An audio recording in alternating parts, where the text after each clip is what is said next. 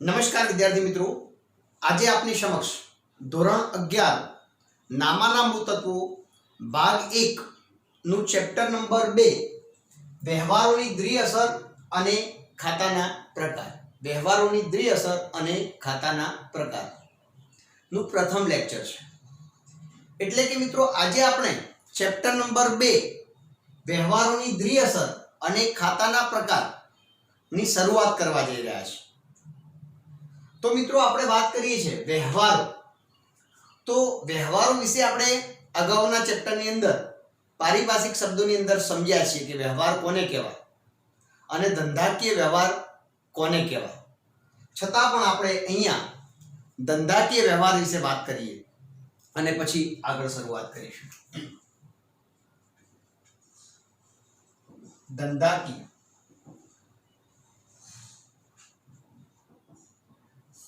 ધંધાકીય વ્યવહાર। તો મિત્રો ધંધાકીય વ્યવહાર એટલે બે કે તેથી વધુ વ્યક્તિ વચ્ચે ધંધાની માલ કે સેવાની રોકડ અથવા ઉધાર કાઉન્સમાં શાખના સ્વરૂપે થતી ફેરબદલી। ધંધાકીય વ્યવહાર એટલે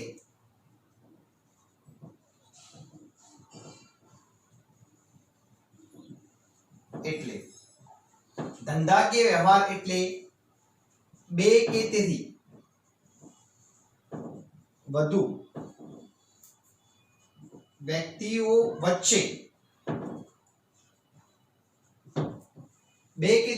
વ્યક્તિઓ વચ્ચે ધંધાની વસ્તુ કે સેવાની રોકડ अथवा उधार शाख में फेरबदली। धंधाकीय व्यवहार એટલે બે કે તેથી વધુ વ્યક્તિઓ વચ્ચે ધંધાની વસ્તુ કે સેવાની રોકડમાં અથવા શાખ પર એટલે કે ઉધારમાં ફેરબદલી। હવે મિત્રો આપણે આ ધંધાકીય વ્યવહારનો અર્થ સમજ્યા, અગાઉ પણ સમજેલા છીએ, પણ અહીંયા વ્યવહારો વિશે વાત કરવાની છે અને હિસાબી ચોપડામાં કેવા વ્યવહારની નોંધ થશે, વ્યવહારોનું વર્ગીકરણ પણ આપણે સમજવાનું છે। તો આપણે એના વિશે વાત કરીએ। તો ધંધાકીય વ્યવહારો છે, ધંધાકીય વ્યવહારોની આપણે વાત કરીએ। ધંધાકીય વ્યવહારો કેવા હોય છે? तो मित्रों धंधाकीय व्यवहारों बात આપણે કરવા જઈ રહ્યા છે। તો ધંધાકીય વ્યવહારો બે પ્રકારના હોય છે।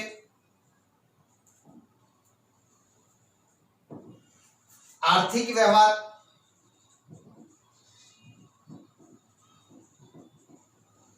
અને બીજો બિનઆર્થિક વ્યવહાર।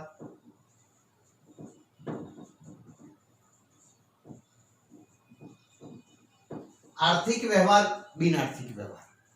ધંધાકીય વ્યવહારો છે એના અંદર આર્થિક વ્યવહાર, બિનઆર્થિક વ્યવહાર। જે આર્થિક વ્યવહાર છે એના અંદર આપણે અહીંયા રોકડ વ્યવહાર હોઈ શકે, ઉધાર વ્યવહાર હોઈ શકે અને અન્ય વ્યવહાર હોઈ શકે। એટલે રોકડ વ્યવહાર હોઈ શકે, આર્થિક વ્યવહાર છે એ રોકડ સ્વરૂપે હોઈ શકે, ઉધાર સ્વરૂપે હોઈ શકે અથવા અન્ય સ્વરૂપે હોઈ શકે। અને બીજું આંતરિક એટલે અંદરનું ઓબ્લિક બાહ્ય સ્વરૂપે।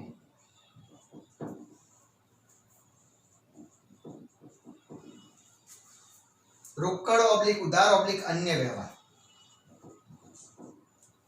એટલે આ રોકડ, ઉધાર અને અન્ય એમાં આપણે રોકડ વ્યવહારની વાત કરીશું, પછી વાત કરીશું ઉધાર વ્યવહારની,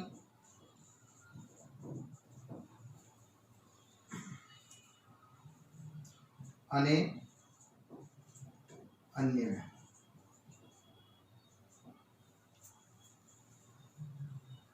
તો મિત્રો અહીંયા પણ બે કયા કયા આંતરિક વ્યવહાર અને બાહ્ય વ્યવહાર.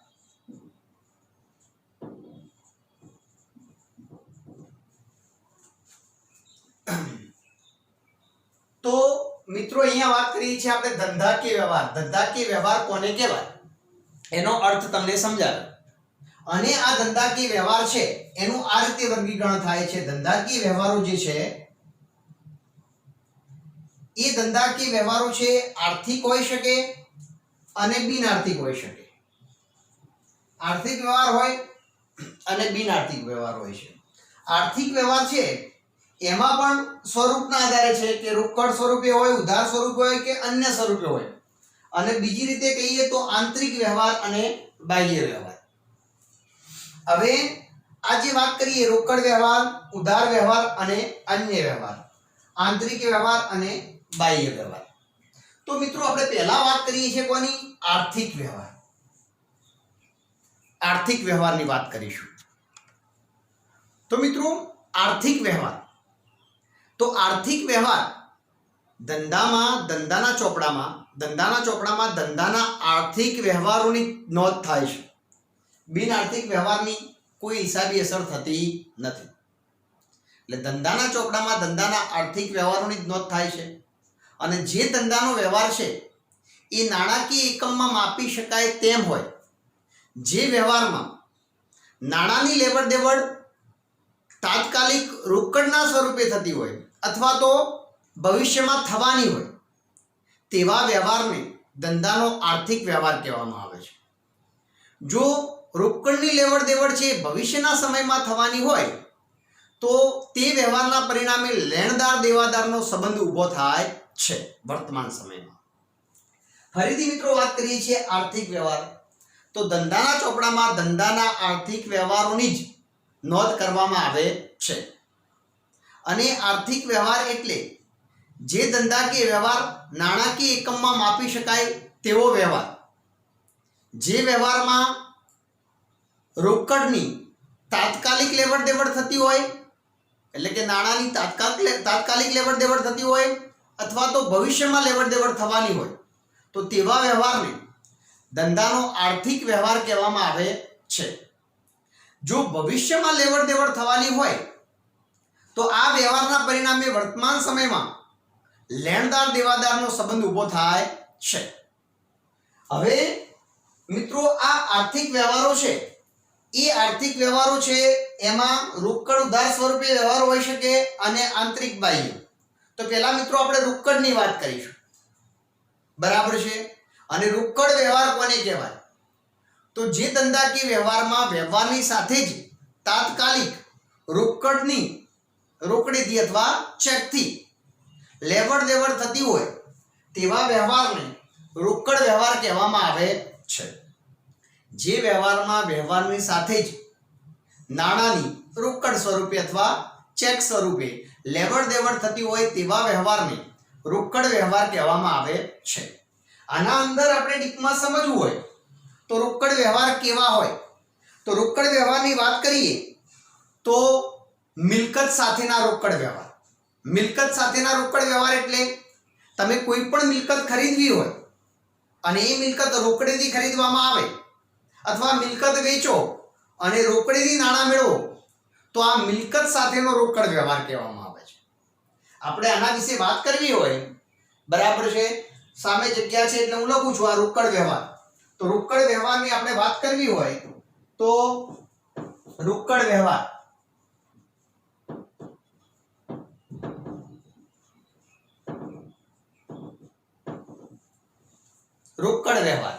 તો રોકડ વ્યવહાર કઈ રીતના હોય? મિલકત સાથેનો રોકડ વ્યવહાર.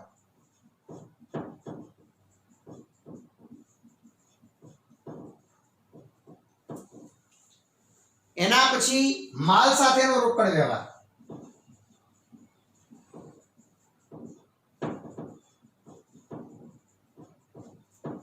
એના પછી સેવા સાથેનો રોકડ વ્યવહાર અને લેણા દેવા સાથેનો રોકડ વ્યવહાર. વિદ્યાર્થી મિત્રો આપણે ટૂંકમાં શીખવાનો પ્રયત્ન કરીશું જેથી કરીને તમને સરળતાથી સમજણ પડે. તો ધંધાકીય વ્યવહારોમાં આર્થિક વ્યવહારમાં આપણે વાત કરવા જઈ રહ્યા છીએ. આના વિશે સમજ્યા, ધંધાકીય વ્યવહારો વિશે આપણે સમજ્યા, એનો અર્થ લખવો તો આપ લખી શકો. આર્થિક વ્યવહારો વિશે મેં સમજાવ્યા એ પ્રમાણે લખવો તો લખી શકો. રોકડ વ્યવહારમાં પણ મેં આપને સમજાવ્યા રીતે લખી શકો કે જે વ્યવહારની સાથે જ નાણાંની રોકડ સ્વરૂપે અથવા ચેકના સ્વરૂપે લેવડ દેવડ થતી હોય તો તેવા વ્યવહારને ધંધાનો રોકડ વ્યવહાર કહેવામાં આવે છે. અને આ રોકડ વ્યવહાર છે એ કઈ રીતના હોય છે? તો રોકડ વ્યવહારની વાત કરીએ તો નંબર 1 લખી શકીએ મિલકત સાથેનો રોકડ વ્યવહાર. તો મિલકત સાથેનો રોકડ વ્યવહાર અંદર સમજવું હોય તો આપણે સમજી શકાય કે કોઈ પણ મિલકત રોકડેથી ખરીદવામાં આવે એટલે કે મિલકત ખરીદી અને રોકડ ચૂકવવામાં આવે, અથવા તો કોઈ પણ જૂની મિલકત છે વેચી અને રોકડ પ્રાપ્ત કરવામાં આવે તો આવા વ્યવહારને મિલકત સાથેનો રોકડ વ્યવહાર કહેવામાં આવે છે. ફરીથી ટૂંકમાં સમજવું હોય તો મિલકત ખરીદીને રોકડ ચૂકવવામાં આવે અથવા તો જૂની મિલકત વેચીને રોકડ પ્રાપ્ત કરવામાં આવે તો તેવા વ્યવહારને મિલકત સાથેનો રોકડ વ્યવહાર કહેવામાં આવે છે. દાખલા તરીકે 10,000 નું ફર્નિચર ખરીદી, તો અહીંયા શું છે? મિલકત લાવવામાં આવે છે, સામે રોકડ ચૂકવવામાં આવે છે. એ જ પ્રમાણે જૂનું યંત્ર ₹5,000 માં વેચ્યું, તો જૂનું યંત્ર 5,000 માં વેચ્યું છે તો યંત્ર આપવામાં આવે છે પણ સામે 5,000 રોકડા મેળવવામાં આવે છે. એટલે મિલકત સાથેનો રોકડ વ્યવહાર, મિલકત વેચો અને રોકડ પ્રાપ્ત કરો અથવા મિલકત ખરીદો અને રોકડ ચૂકવો. ટૂંકમાં જે વ્યવહારમાં રોકડની લેવડ દેવડ થતી હોય તેવા વ્યવહારને રોકડ વ્યવહાર કહેવામાં આવે છે. તો આપણે સમજી ગયા છીએ. હવે આ રોકડ વ્યવહાર કયા સ્વરૂપે હોઈ શકે? તો મિલકત સાથેનો રોકડ વ્યવહાર સમજણ પડી ગઈ. એ જ રીતે માલ સાથેનો રોકડ વ્યવહાર. માલ સાથેનો રોકડ વ્યવહાર એટલે કે રોકડેથી માલ ખરીદવામાં આવે. ધંધાનો વેપારી જે ચીજ વસ્તુનો વેપાર કરતો હોય એને માલ કહેવામાં આવે અને આ માલ રોકડેથી ખરીદવામાં આવે. તો રોકડેથી ખરીદો તો માલ આવે છે તો સામે રોકડ ચૂકવવામાં આવે છે. એટલે માલની સામે સાની લેવડ દેવડ થઈ? રોકડની. એટલે માલ ખરીદી અને રોકડ ચૂકવવામાં આવે અથવા માલ વેચી અને રોકડ પ્રાપ્ત કરવામાં આવે, આવા વ્યવહારને માલ સાથેનો રોકડ વ્યવહાર કહેવામાં આવે છે. દાખલા તરીકે ₹50,000 નો માલ રોકડેથી ખરીદ્યું, તો અહીંયા માલની ખરીદી થાય છે, સામે રોકડની ચૂકવણી કરવામાં આવે છે. એ જ પ્રમાણે બીજું ઉદાહરણ લેવું હોય તો આપણે લઈ શકાય કે ₹60,000 નો માલ રોકડેથી વેચો, તો અહીંયા રોકડ પ્રાપ્ત કરી અને માલ આપવામાં આવે છે અથવા માલ આપીને રોકડ મેળવવામાં આવે છે, પ્રાપ્ત કરવામાં આવે છે. તો આ વાત કરી માલ સાથેનો રોકડ વ્યવહાર. આ જ રીતે સેવા સાથેનો રોકડ વ્યવહાર. સેવા સાથેનો રોકડ વ્યવહાર એટલે કે સેવા મેળવી અને એના બદલામાં રોકડ ચૂકવવામાં આવે. દાખલા તરીકે પગાર ચૂકવ્યો, તો પગાર ચૂકવ્યો છે તો સામે પગાર જે વ્યક્તિને ચૂકવો છો એ વ્યક્તિ જોડેથી તમે સેવા લો છો, એના બદલામાં શું ચૂકવો છો? રોકડ ચૂકવો છો.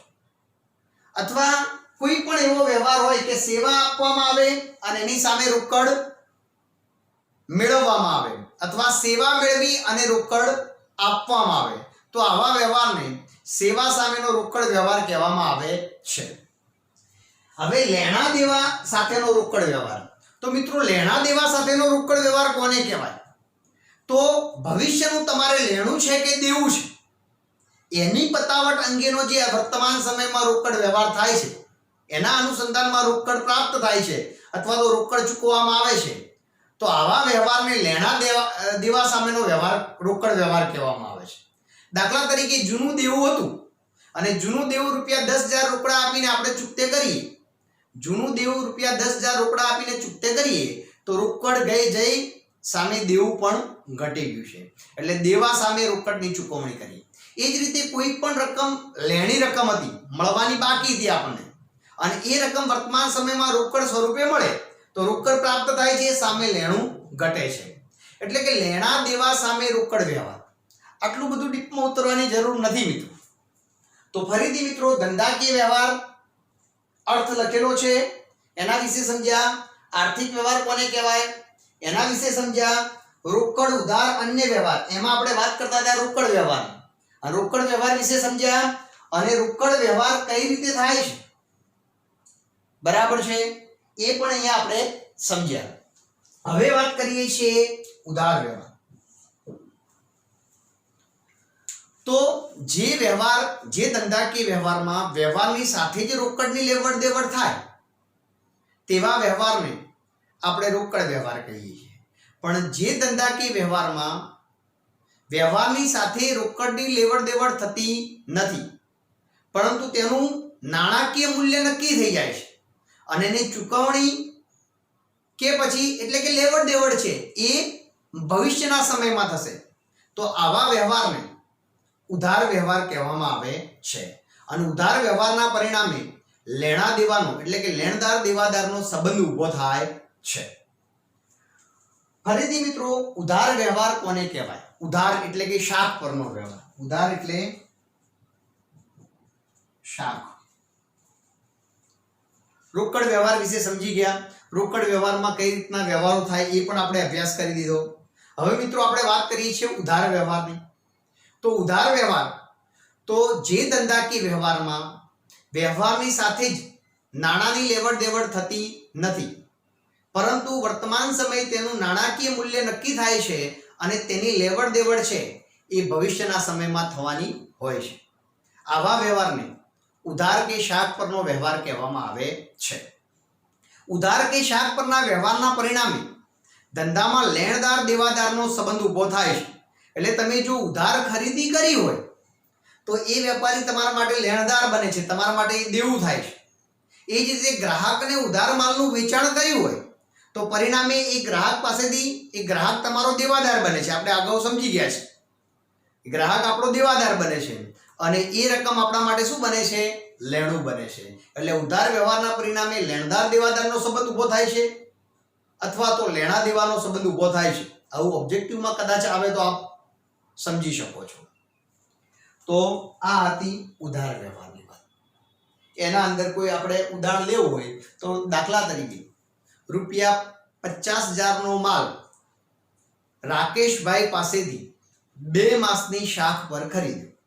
તો અહીંયા માલની ખરીદી વર્તમાન સમયે થાય છે, એનું મૂલ્ય નાણાકીય મૂલ્ય પણ નક્કી જ છે, પરંતુ એની ચૂકવણી 2 મહિના પછી કરવાની છે. તો આવા વ્યવહારને ઉધાર વ્યવહાર કહેવામાં આવે છે. ઉધાર માલની ખરીદી છે. એ જ પ્રમાણે ₹20,000 નો માલ રમેશભાઈને, ₹20,000 નો માલ રમેશભાઈને કે પરેશભાઈને જે નામ લો, ₹20,000 નો માલ રમેશભાઈને ઉધાર વેચ્યો.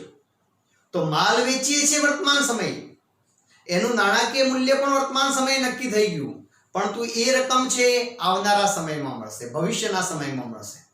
તો આવા વ્યવહારને ઉધાર વ્યવહાર કહેવામાં આવે છે.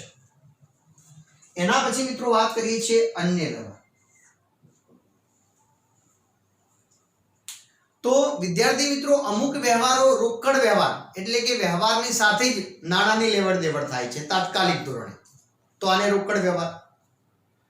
બીજી વાત કરી ઉધાર વ્યવહાર, એટલે કે આ વ્યવહારમાં વ્યવહાર થાય છે, ધંધાકીય વ્યવહાર બને છે, ધંધાકીય વ્યવહારનું નાણાકીય મૂલ્ય પણ નક્કી થાય છે, પરંતુ તેની જે ચૂકવણી એટલે કે લેવડ દેવડ છે એ ભવિષ્યના સમયમાં થશે. તાત્કાલિક ધોરણે થાય તો રોકડ વ્યવહાર કહેવાય અને ભવિષ્યમાં સમયે થવાની હોય તો આવા વ્યવહારને ઉધાર કે શાખ પરનો વ્યવહાર કહેવાય.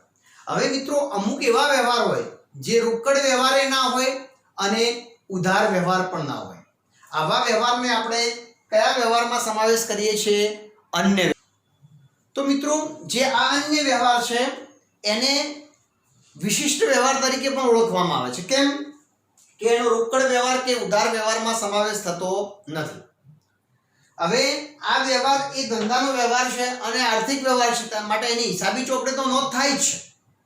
દાખલા તરીકે આગથી માલ બળી ગયો, તો માલ બળી ગયો એ ધંધાકીય વ્યવહાર છે અને એ નાણાકીય એકમમાં માપી શકાય એવો જ વ્યવહાર છે, એટલે આર્થિક વ્યવહાર છે, કારણ કે આટલી રકમનો માલ બળી ગયો.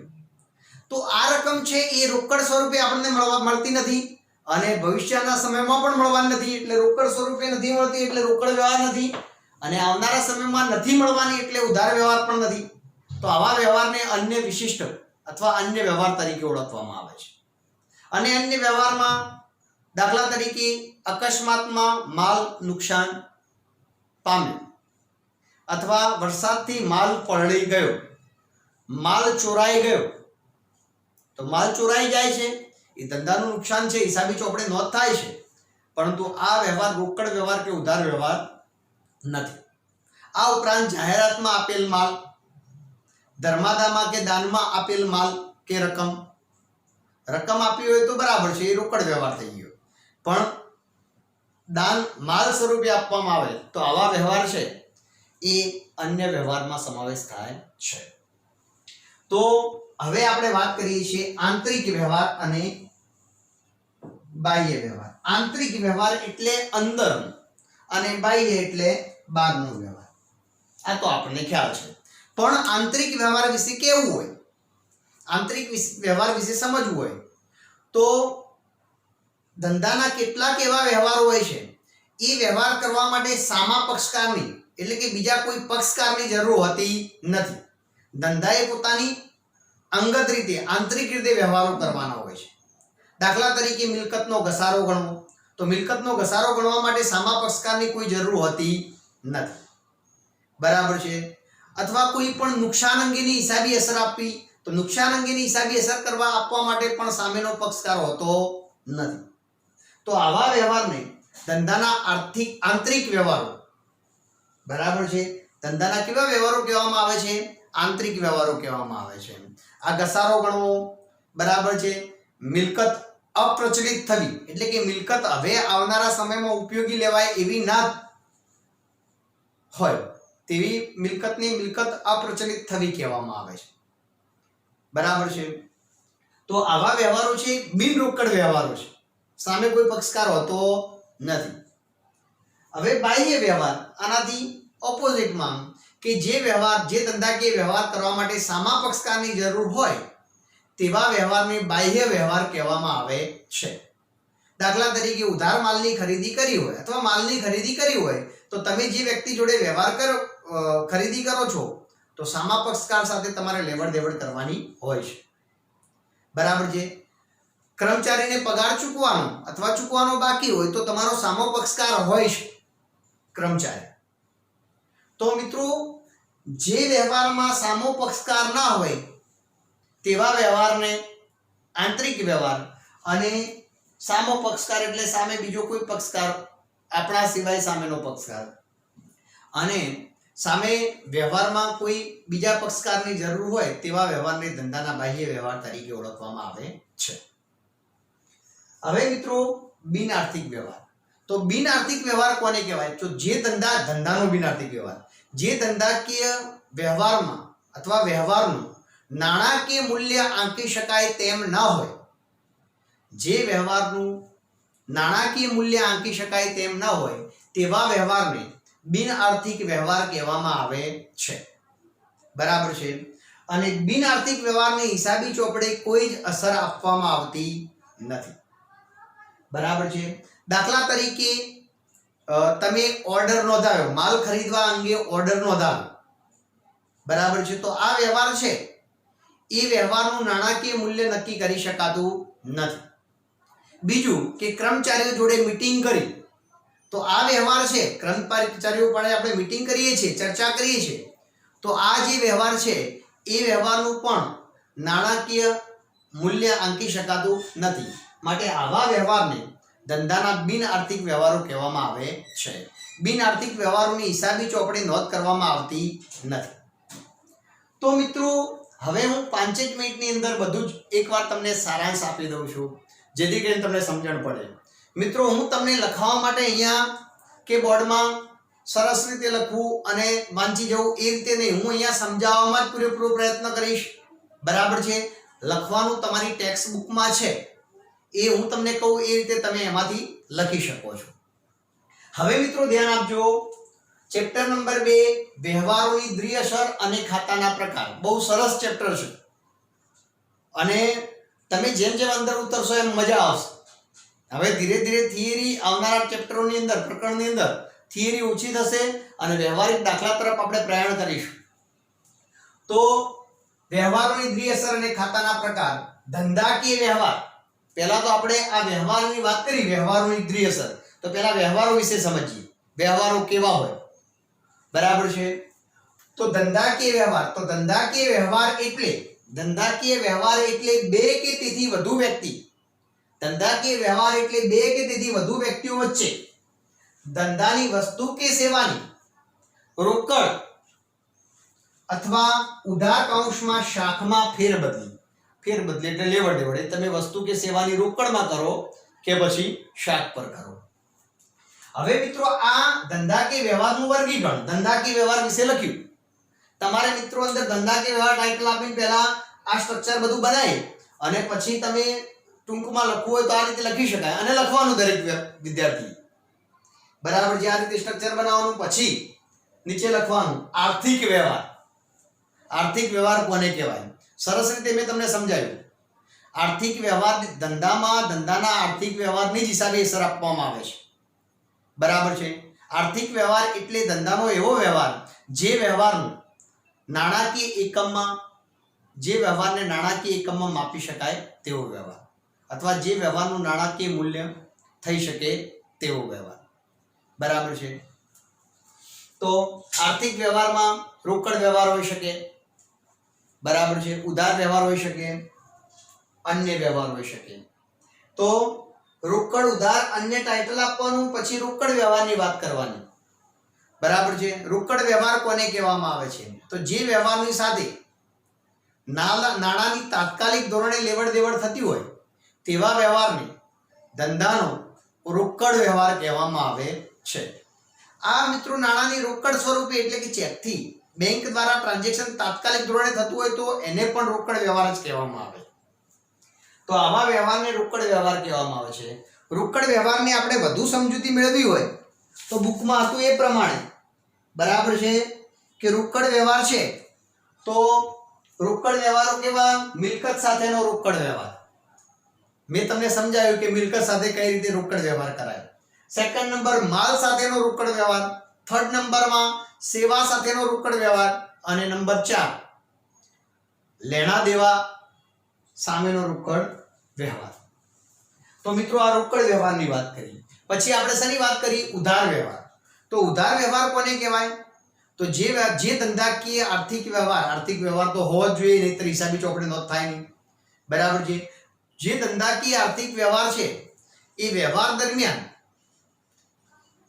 વ્યવહારની સાથે નાણાંની લેવડ દેવડ થતી ન હોય, પરંતુ એ વ્યવહારનું નાણાકીય મૂલ્ય નક્કી થતું હોય, પરંતુ તેની લેવડ દેવડ છે ભવિષ્યના સમયમાં મુલતવી રાખેલી હોય, ભવિષ્યના સમય માટે મુલતવી રાખેલી હોય, તો તેવા વ્યવહારને ઉધાર કે શાખનો વ્યવહાર કહેવામાં આવે છે.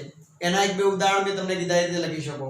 અન્ય વ્યવહાર, જે વ્યવહાર રોકડ વ્યવહારમાં સમાવેશ નથી થતો, ઉધાર વ્યવહારમાં સમાવેશ નથી થતો, તેવા વ્યવહારને અન્ય વિશિષ્ટ વ્યવહાર તરીકે ઓળખવામાં આવે છે. બરાબર છે. અને આ અન્ય વિશિષ્ટ વ્યવહારમાં દાખલા તરીકે રૂપિયા 10,000 નો માલ ચોરાઈ ગયો, તો આ વ્યવહાર રોકડ વ્યવહાર નથી, ઉધાર વ્યવહાર પણ નથી. રૂપિયા 5,000 નો માલ ધર્માદામાં આપ્યો, તો આ વ્યવહાર છે, ધર્માદામાં માલ જાય છે, એનું મૂલ્ય નક્કી થઈ ગયું, પરંતુ એની લેવડ દેવડ વર્તમાન સમયમાં એટલે તાત્કાલિક ધોરણે થતી નથી અને ભવિષ્યના સમયમાં પણ થવાની નથી. તો આવા વ્યવહારને અન્ય વ્યવહારો કહેવામાં આવે છે. પછી મિત્રો આપણે વાત કરી હતી એટલે રોકડ, ઉધાર અને અન્ય વ્યવહાર સમજી ગયા. આંતરિક વ્યવહાર, બાહ્ય વ્યવહારની વાત કરીએ. આંતરિક વ્યવહાર કેવા કહેવાય? જે વ્યવહાર ધંધાનો અંદરનો વ્યવહાર હોય, એટલે કે જે વ્યવહાર કરવા માટે ધંધાને કોઈ બીજા પક્ષકારની જરૂર ન હોય, બરાબર છે, તેવા વ્યવહારને ધંધાનો આંતરિક વ્યવહાર કહેવામાં આવે છે. દાખલા તરીકે મિલકત પર ઘસારો ગણવો, મિલકત અપ્રચલિત થાય એની નોંધ કરવી. બરાબર છે. તો આ જે છે વ્યવહારો છે એમાં સામેનો ઘસારો ગણવાનો છે, તો તમે મિલકત પર ઘસારો ગણો છો. બરાબર છે. સામેના પક્ષકારની તમારી ધંધાની મિલકત પર જ ઘસારો ગણાય છે. મિલકત અપ્રચલિત થાય તો પણ એ જ વસ્તુ છે. કોઈ પણ નુકસાન અંગે, મિલકતના નુકસાન અંગે નોંધ કરવાની હોય તો એ પણ સામા પક્ષકારની જરૂર હોતી નથી. આવા વ્યવહારો સામાન્ય રીતે બિન રોકડ વ્યવહાર હોય છે. બરાબર છે. તો એ આંતરિક વ્યવહાર હોય. બાહ્ય વ્યવહાર કોને કહેવાય? તો જે ધંધાકીય વ્યવહારમાં વ્યવહાર કરવા માટે સામે બીજા પક્ષકારની જરૂર હોય તેવા વ્યવહારને ધંધાના બાહ્ય વ્યવહાર તરીકે ઓળખવામાં આવે છે. દાખલા તરીકે તમે માલની ખરીદી કરો તો જે વ્યક્તિ પાસેથી માલની ખરીદી કરો છો ઉધાર, તો તે વ્યક્તિ સાથેનો વ્યવહાર. કર્મચારીને પગાર ચૂકવો તો પગાર કોને ચૂકવાય છે? કર્મચારીને. એટલે કર્મચારી એટલે સામો પક્ષકાર હોય જ છે. બરાબર છે. આવા વ્યવહારોને બાહ્ય વ્યવહાર કહેવામાં આવે છે. મેં અગાઉ આ તમને ટૂંકમાં સમજાવું છું. પછી મિત્રો વાત કરતા હતા આપણે બિન આર્થિક વ્યવહાર.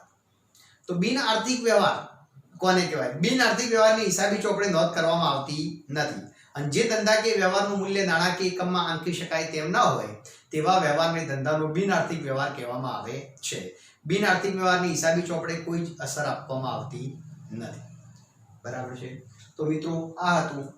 આ સ્ક્રીનશોટ લેવો હોય તો લઈ લાવો અને આના અનુસંધાનમાં તમે બુકની અંદરથી હોમવર્ક કરવાનું છે અને બુકની અંદરથી હોમવર્કમાં ધંધાકીય વ્યવહારનો અર્થ, આર્થિક વ્યવહાર વિશે થોડુંક ટૂંકમાં લખવાનું, રોકડ વ્યવહાર વિશે ટૂંકમાં લખવાનું અને આ મુદ્દા લખવાના. ઉધાર શાક વ્યવહાર વિશે ટૂંકમાં જ લખવાનું છે. અન્ય વ્યવહાર વિશે ટૂંકમાં લખવાનું છે. આંતરિક વ્યવહારને બાહ્ય વ્યવહાર ઓબ્લિક કરી અને પહેલા પેરેગ્રાફમાં આંતરિક વ્યવહાર વિશે લખજો, બીજા પેરેગ્રાફમાં બાહ્ય વ્યવહાર વિશે લખજો અને પછી બિન આર્થિક વ્યવહાર વિશે લખવાનું છે. તો ટેક્સ્ટ બુકમાં દરેકે હોમવર્ક કરવાનું છે. બરાબર છે. ટેક્સ્ટ બુકમાંથી. તો આજે આટલા સુધી રાખીએ છીએ મિત્રો. આભાર.